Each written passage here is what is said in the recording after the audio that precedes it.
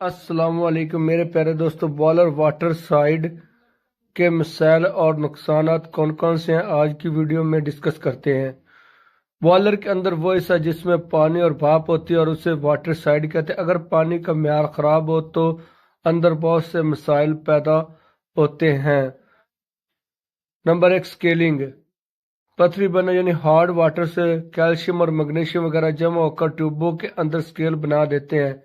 Heat transfer کم ہو جاتی ہے، fuel زیادہ لگتا ہے، ٹیوبیں اوور ہیٹ ہو کر پھٹ سکتی ہیں۔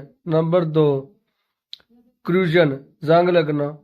آکسیجن ایسڈک پانی یا لو پی ایچ کی وجہ سے بوائلر کی دھات کو کھا جاتے ہیں، ٹیوب فیلر اور لیکیج ہو جاتی ہیں۔ فومنگ۔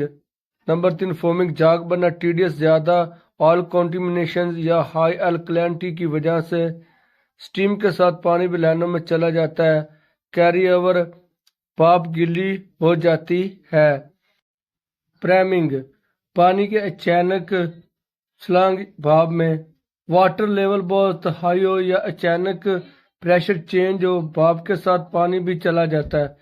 سلج فارمیشنز، سافٹ امپورٹیز جمع ہو کر باٹم میں کیچڑ بناتی ہیں، بلو ڈاؤن نہ کرنے سے بلاکیج بھی ہو سکتی ہیں۔